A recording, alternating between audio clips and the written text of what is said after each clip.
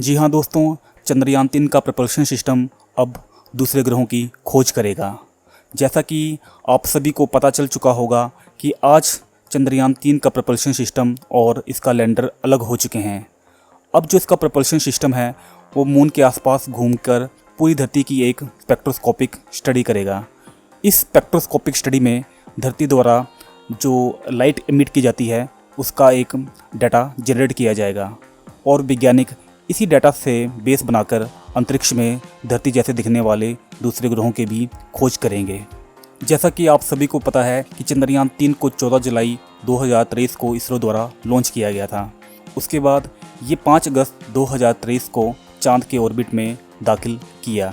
उसके बाद इसरो द्वारा इसके ऑर्बिट को धीरे धीरे कम किया गया और लगभग 5 बार इसकी डी ऑर्बिटिंग की गई और आज 17 अगस्त को ये चंद्रयान-3 का लैंडर और इसका प्रपल्शन सिस्टम एक दूसरे से अलग हो चुके हैं। अब वैज्ञानिक जो चंद्रयान-3 का लैंडर है इसको एक बार फिर से डी ऑर्बिट करेंगे और फाइनली 23 अगस्त को इसको चांद की सतह पर लैंड करवा दिया जाएगा। तो अब प्रश्न उठता है कि जो चंद्रयान-3 का प्रपल्शन सिस्टम है वो चांद के आसपास घूमते हुए किस प्रकार का डाटा जनरेट करेगा और इसरो को इससे क्या मदद मिलने वाली है। तो इसके ऊपर जो सबसे इम्पोर्टेंट सेंसर लगा है वो है स्पेक्ट्रोस्कोपिक सेंसर।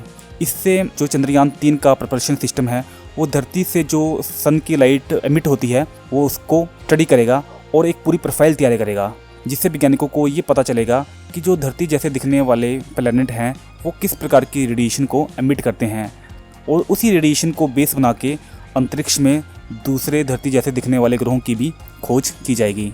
अगर बात करें चंद्रयान-3 के लैंडर की तो इसकी जो करंट पोजीशन है वो है 153 किलोमीटर बाय 163 किलोमीटर। इसका अर्थ ये हुआ कि इस वक्त लैंडर और चांद के बीच जो सबसे कम डिस्टेंस है वो है 153 किलोमीटर और जो सबसे अधिक डिस्टेंस है वो है 163 किलोमीटर।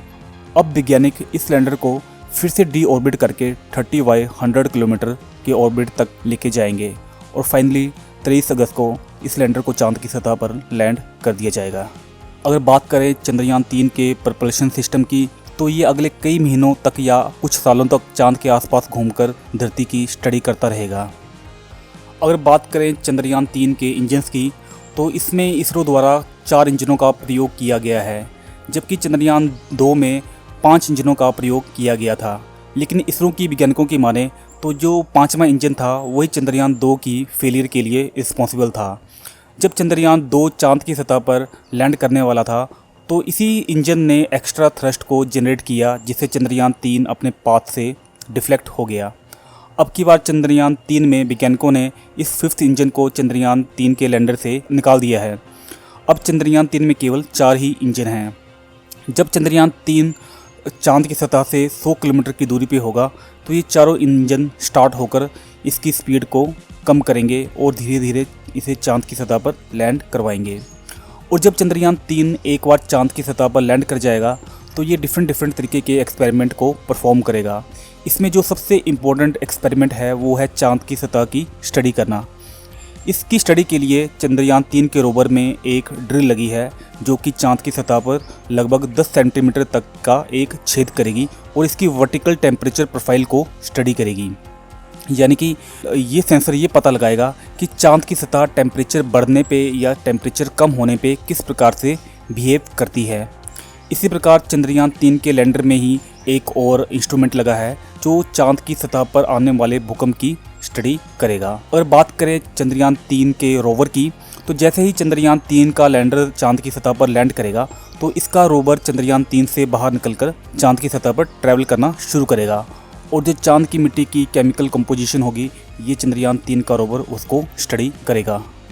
चंद्रयान-3 का प्रपल्शन सिस्टम या इसका लैंडर या इसका रोवर जो भी एक्सपेरिमेंट परफॉर्म करेंगे वो फ्यूचर में जब ह्यूमन सिविलाइजेशन चांद के ऊपर सेटल होना शुरू होंगी तो उस वक्त ये काफ़ी इंपॉर्टेंट रोल प्ले करने वाले हैं। तो दोस्तों आपने देखा कि किस प्रकार इसरो ने इसके प्रपल्शन सिस्टम का प्रयोग किया। अदरवाइज जो प्रपल्शन सिस्टम होता है वो स्पेस का एक जंक होता है या एक स्पेस वेस्टेज मटेरियल होता है, लेकिन इसरो ने इस प्रपल्शन सिस्टम में भी डिफरेंट टाइप के सेंसरों को इंस्टॉल किया। अब ये सेंसर इसरो को काफ़ी इंपॉर्टेंट डाटा प्रोवाइड करेंगे जो हमें नियर फ्यूचर में धरती जैसे दिखने वाले दूसरे ग्रहों की डिस्कवरी में मदद करेंगे। अगर आपको हमारा ये वीडियो पसंद आया तो हमारे चैनल को ज़रूर सब्सक्राइब करें और इस वीडियो को ज़्यादा से ज़्यादा शेयर करें। धन्यवाद।